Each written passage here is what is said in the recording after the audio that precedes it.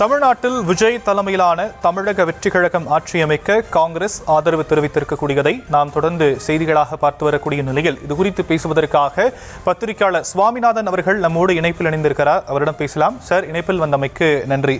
பெரும்பான்மை மக்களின் தீர்ப்புக்கு மதிப்பளித்து மதசார்பின்மையை காக்க விஜய்க்கு ஆதரவு அப்படிங்கிற விஷயத்தையும் அவங்க குறிப்பிட்டு கைகோர்த்திருக்கிறாங்க.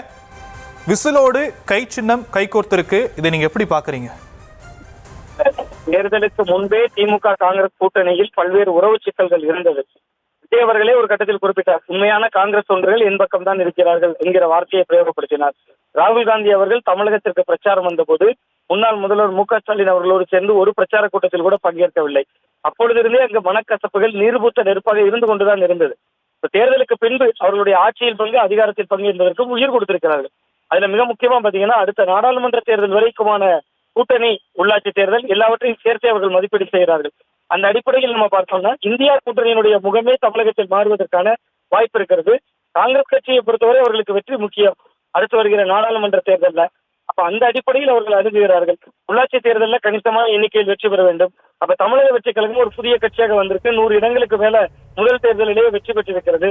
சோ அந்த அடிப்படையில் அவர்களை நோக்கி இடம்பெயர்ந்தால் நம்முடைய கட்சியை வளர்க்க முடியும், அடிமட்ட அளவுல இளைஞர்கள் கிட்ட காங்கிரஸை கொண்டு போக முடியும் என்பது கிட்ட சில கணக்குகள் இருக்கிறது. பட் இது திமுகவோடு நீண்டகால உறவு. அந்த உறவு என்பது திமுகவின் மூலமாக தொடர் வெற்றிகளை பெற்றது.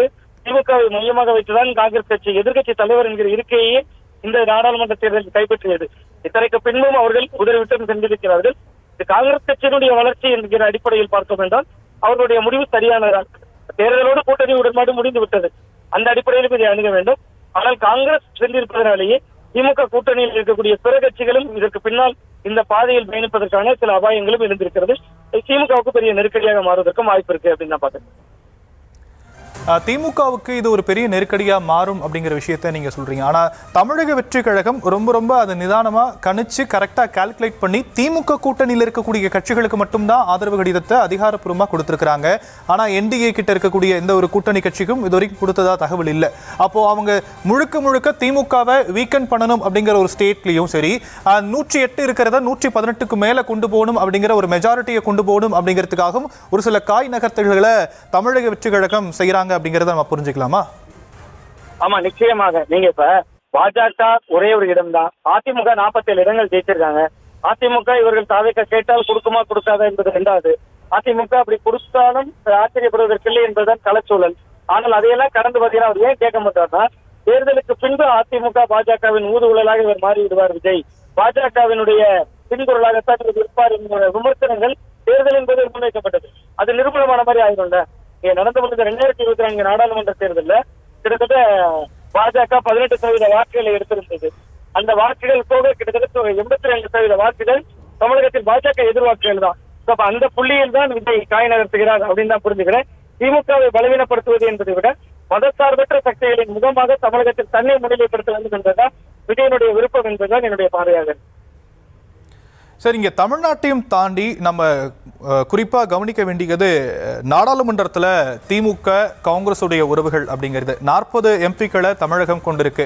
அவங்களுடைய பயணம் 2029 வரைக்கும் நாடாளுமன்றத்தில் எப்படி இருக்கும், இதனுக்கு அப்புறம் பார்க்குறீங்க?